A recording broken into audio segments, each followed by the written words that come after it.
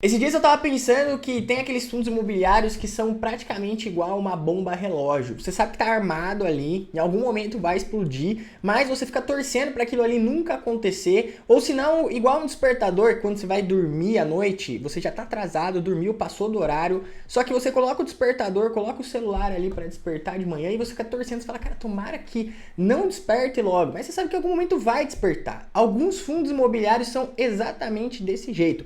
Existem alguns fundos que você olha a carteira de crédito, você olha os imóveis, você olha a gestão e você fala, cara, isso aqui vai dar problema em algum momento. Mas muita gente não percebe. Às vezes fica iludida por causa de um dividendo alto, às vezes fica iludida porque viu um vídeo falando que aquele fundo é promissor, mas não para fazer uma análise boa e depois acaba sofrendo as consequências. É sobre isso aqui que a gente vai trocar uma ideia nesse vídeo. Eu vou mostrar para você a realidade de alguns tipos de fundos que, se você tem na carteira, vale a pena você revisar, porque se der algum problema, e provavelmente vai dar, você tem que ficar esperto para saber se realmente vale a pena correr esse risco. Lembrando que, se você gostar desse vídeo, não esquece de deixar o curtir aqui embaixo, se inscreve no canal, ativa o sininho de notificações para você não perder nenhum vídeo. Primeiro fundo imobiliário que pode destruir a sua carteira são os fundos imobiliários de agências bancárias. Talvez você nem saiba que existem fundos de agências bancárias, mas existem. São poucos fundos desse segmento, mas no passado eles já foram bem conhecidos. Hoje em dia, muita gente não ouve falar muito desses tipos de fundos, porque hoje em dia você investe em fundo de papel, você investe em fundo de logística, shopping, tem vários outros segmentos, e esses fundos de agências bancárias eles ficaram um pouco esquecidos, não tem muita gente que fala sobre eles. Mas de contrapartida, eles ainda existem e alguns fundos têm algumas características que talvez você ainda não saiba, e é bom que você entenda antes de você colocar esse fundo na sua carteira. Um desses fundos é o CXAG11, um fundo de agências bancárias da Caixa, uma cota de em torno de R$77, pagou um yield até um pouquinho alto para um fundo de tijolo, quase 11%, VP de 0,68, uma liquidez diária bem baixa aqui, R$115 mil, caiu um pouquinho aí nos últimos 12 meses, mas aqui tem alguns pontos que a gente poderia até fazer uma análise breve aqui, que a gente já entenderia por que esse fundo não é um fundo interessante. Primeiro é que agências bancárias é um segmento que a cada dia que se passa, você tem menos agências bancárias, as pessoas vão menos aos bancos. Se a gente fizer uma pesquisa rápida, a gente vai encontrar algumas notícias como essa aqui. Banco do Brasil, Caixa e outros bancos fecham 2.500 agências no Brasil. Então hoje tudo que você tem para fazer, você tenta fazer o quê? Da sua casa de forma online, agora vai entrar o real digital, vai ficar cada vez mais digitalizado ainda. Então, além de você ter um segmento que não tem tanta perpetuidade, quando a gente analisa os indicadores de um fundo de agências bancárias, a gente percebe o seguinte: tem poucos cotistas, esse fundo aqui tem um pouquinho mais de 12 mil cotistas, tem gestão passiva, cara, tudo que vai fazer é muito engessado, precisa convocar uma assembleia para mudar alguma coisa no fundo, para comprar o imóvel, para vender ou fazer outras coisas, e dependendo dos critérios de cada um desses fundos de agências bancárias, você pode encontrar fundos que tem vários imóveis, mas esses imóveis só podem ser locados por agências dos próprios bancos. Você pode encontrar fundos que esses fundos alugam os imóveis para um banco específico, como por exemplo o Banco do Brasil, e quem faz a gestão do fundo é o próprio Banco do Brasil, ou seja, é o tamanho do conflito de interesse. A própria instituição aluga os imóveis e ela também faz a gestão do fundo. Então, como que elas vão negociar entre si? Esse tipo de fundo pode enganar muita gente, porque quando a gente pega no portfólio aqui, eles têm bastante imóveis e tem uma diversificação muito grande. Porém, imóveis que são locados para agências bancárias não tem tanta atratividade competitiva, porque uma coisa é você investir, por exemplo, em fundo de lajes, onde você tem vários imóveis e você pode ter imóveis ali em região mais primes, em regiões mais secundárias, mas imóveis muito bons, que dentro daquela região você vai ter uma competitividade boa para inquilinos quererem alugar aquele imóvel. Agora pensa comigo, imóvel alugado para agência bancária, basicamente é tudo igual, é tudo um ponto muito específico e você não tem aquela modularidade para você conseguir equipar ou modelar aquele prédio de acordo com as especificações de um próximo inquilino. Então, se o banco tá ali, você vendeu, dificilmente você vai conseguir colocar uma empresa ali e ela se adaptar facilmente àquele imóvel. Eu peguei o relatório aqui desse fundo e a gente pode ver várias agências bancárias que estão locadas aqui, todas para os bancos da Caixa. E você pode até abrir aqui no Google Maps e ver quais são essas agências. Então é basicamente isso aqui, ó. Esse aqui até que é um prédio um pouquinho melhor, né? Existem agências bancárias aí que são bem menores, bem diferentes, mas é um ponto aqui que está alugado para Caixa, todo mundo conhece aquele ponto ali basicamente há muito tempo, porque já tem um banco estabelecido ali. Não é o caso desse fundo aqui, mas dependendo do fundo, podem ter prédios específicos do fundo que só podem ser alugados pelos próprios bancos. E aí você tem tanto uma falta de competitividade, quanto também uma gestão passiva por trás que deixa tudo um pouco mais travado e você pode ter um imóvel ali que não tem tanta capacidade de ter bons inquilinos. Outro tipo de fundo que pode ferrar sua carteira, fundos monoativos e monoinquilinos. O que significa isso, Lucas? Fundos que têm apenas um imóvel e apenas um inquilino. Esses dias numa live, uma pessoa comentou comigo esse fundo aqui, que é um fundo de lajes, o Green Towers, o GTWR11. Olhando a cotação dele, hoje gira em torno de R$83, pagou um yield de 11,38, VP de 0,82, tem mais de 1 milhão de liquidez, subiu 12,31. E quando a gente olha as características aqui, passando aquela triagem básica que a gente faz para a gente entender se um fundo é bom ou ruim, a gente percebe que o fundo não tem vacância, tem gestão ativa, é um fundo de lajes com uma taxa de ADM aqui de 0,25, mais de 40 mil cotistas, pagou 79 centavos por cota, patrimônio acima de 1 bilhão. Então tem um patrimônio grande, tem uma liquidez grande, pagou um yield interessante para um fundo de lajes, mas quando a gente desce aqui, a gente percebe o quê? O fundo tem apenas um imóvel no Distrito Federal, que está alocado para quem? Banco do Brasil. É um prédio grandão, vamos ver se tem foto dele aqui, ó. Tem foto dele aqui, é um prédio bem grande. Mas quais são os problemas desse tipo de fundo e desse tipo de contrato? Se a gente desce aqui, a gente vê a característica do contrato. Além de ser um único prédio e um único inquilino, a gente tem um contrato típico, que segura o inquilino ali até 2028, mas ele tem ali somente um aviso prévio no contrato de 180 dias, e uma multa que vai basicamente aí em 6 aluguéis vigentes. Então, se o Banco do Brasil, por algum motivo, decidisse sair desse prédio, ele primeiro não tinha um contrato atípico segurando ele por muitos anos, ou às vezes uma multa rescisória muito grande que segurasse ele ali por algum tempo. Ele tem um contrato típico com vencimento em 2028, mas uma multa rescisória de apenas 180 dias e uma multa de rescisão antecipada aqui de 6 aluguéis vigentes. Cara, para o Banco do Brasil, 6 aluguéis não muda nada. Então, se ele decidisse que ele queria sair daquele prédio, ele poderia sair facilmente, fazer esse aviso prévio e o fundo teria só 6 meses para dar conta desse imóvel aqui, que ele teria que adaptar, teria que buscar um inquilino e com certeza isso aqui iria dar dor de cabeça. Por isso que toda vez que você for analisar um fundo, você precisa entender se aquele fundo ele tem vários ativos, tem vários inquilinos e até se ele tem vários ativos e vários inquilinos,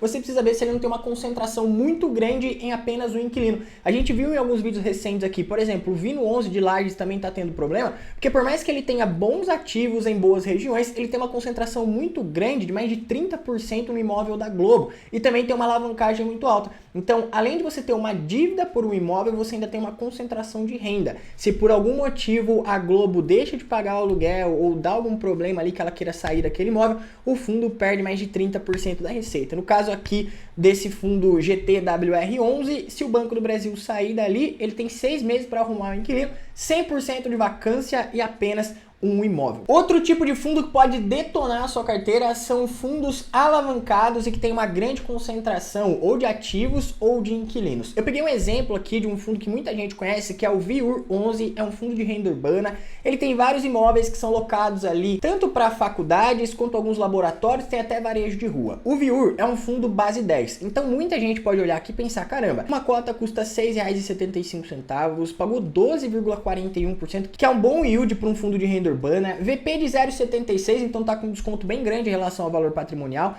liquidez diária acima de 300 mil e tem aqui mais de 50 mil cotistas, uma vacância pequena aqui de apenas 3%. Só que quando a gente abre o relatório do VIUR, a gente percebe o quê? Que o fundo tem uma dívida muito alta em relação ao valor do patrimônio. Aqui, nessa parte da carteira do fundo, você pode calcular a alavancagem fazendo a divisão entre os passivos do fundo contra os ativos. Eu vou até fazer aqui para você também aprender. Eu vou te ensinar uma outra forma de fazer esse cálculo, caso o relatório que você esteja vendo aí não esteja assim desenhadinho. Depois eu vou ensinar uma outra forma para você fazer também uma conta bem prática e fácil para você entender se o fundo que você investe está ou não está alavancado. Então a gente tem as dívidas do fundo aqui, né, que são mais de 112 milhões e esses outros aqui que eles não especificam, que é 5,9. E aqui a gente tem os ativos do fundo, que é realmente o quanto o fundo tem de dinheiro ali, seja em imóveis ou seja no caixa, que dá um total de 356,6 milhões. Então é só a gente dividir um pelo outro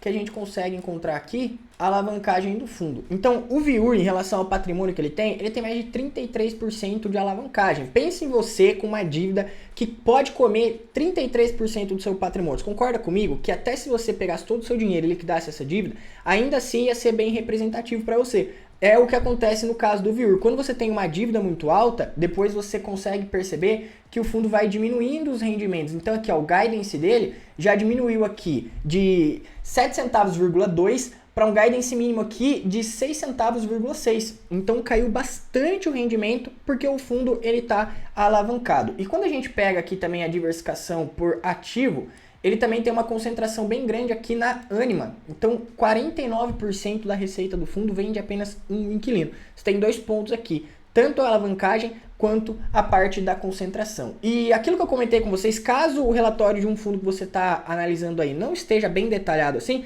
você pode baixar o informe mensal do fundo e fazer a divisão do passivo pelo ativo. Muita gente não fala sobre isso aqui, porque às vezes você encontra facilmente aqui no relatório, alavancagem, os fundos hoje em dia estão deixando isso mais didático. Mas você pode entrar aqui no informe mensal, que você consegue pegar essas informações de uma forma mais detalhada, mês a mês. O relatório, o fundo não é obrigado a colocar ali certinho mês a mês, mas o informe mensal eles precisam. A gente pega aqui o total de ativos que o fundo tem, mais de 359 milhões, que foi aquele número lá que a gente pegou. Aqui tá só um pouco mais detalhado. Vamos deixar aqui e vamos pegar aqui os passivos. Total do passivo, mais de 120 milhões. E a gente vai chegar aqui na alavancagem. Se o fundo não resolve o problema, ele acaba indo diminuindo os rendimentos e isso pode gerar um problema ainda maior para o fundo. Existem fundos que recentemente tiveram que liquidar quase todo o portfólio porque tiveram que pagar as dívidas. Dependendo da alavancagem do fundo, precisa vender um imóvel muito bom do portfólio para conseguir bancar aquela dívida e depois o fundo diminui os rendimentos. Então, se você tem algum fundo alavancado na sua carteira, analisa melhor isso para entender se aquele fundo já faz tempo que ele está com aquela alavancagem e não está conseguindo resolver o problema, ou se é uma alavancagem saudável que vai impulsionar o fundo. Sabendo isso, vai ficar muito mais fácil você definir se aquele fundo é ou não é um problema na sua carteira. E o último tipo de fundo que pode detonar a sua carteira são fundos que têm investimentos ruins dentro da sua carteira, seja uma carteira de crédito, seja uma carteira de fundos imobiliários, ou seja, os próprios investimentos que o fundo tem feito que não estão deixando o fundo avançar. Eu peguei aqui o IRDM como exemplo. O IRDM já é bem conhecido aí de muita gente, é um dos principais fundos de papel, mas lá atrás, cara, eles encheram a carteira deles de fundos imobiliários que eles saíram comprando a rodo. E se a gente pega hoje a quantidade que eles compraram lá atrás e o preço médio que eles têm em relação ao preço das cotas hoje, a gente percebe que o fundo tem um prejuízo gigante aqui, investindo em várias cotas de fundos imobiliários que se desvalorizaram. Se a gente pega aqui, por exemplo, o DEVA11, eles pagaram aqui R$ 101,34. Eles têm aqui mais de 57 milhões de reais. Quanto que tá o DEVA11 hoje? Vamos ver aqui, ó, DEVA11. Uma cota hoje dele tá custando quanto? R$ 40,73. Quanto que o fundo pagou? O fundo pagou aqui 111, então tem mais de 60% de prejuízo, eles investiram aqui 57 milhões. Um outro fundo que eles investiram aqui, o HCTR11, eles pagaram R$ 119, investiram aqui mais de 14 milhões. Quanto está custando o HCTR11 hoje? R$ 32,19. Então, eles têm um prejuízo gigante. E tem vários fundos aqui na carteira que eles têm um prejuízo muito grande, que em algum momento eles vão ter que liquidar esse prejuízo aqui e esse prejuízo vai acabar diminuindo o valor das cotas, porque o fundo acaba diminuindo o rendimento, já que ele assumiu um prejuízo. Então, a gestão tem feito algumas manobras aí para conseguir reverter essa situação, mas a verdade é, se você sabe que um fundo tem aqui mais de 500 milhões de reais investidos em vários fundos imobiliários, onde a maioria deles eles estão com prejuízo, se você aceita pagar o preço da cota hoje, pode ser que daqui a pouco eles comecem a liquidar tudo isso aqui e o preço da cota caia ainda mais e você poderia comprar ainda mais barato. Eles podem segurar isso aqui por muito tempo? Podem, mas em algum momento eles vão ter que realizar ou executar aqui o prejuízo, isso daí vai acabar penalizando ainda mais o fundo. E aí você que hoje investe em IRDM11,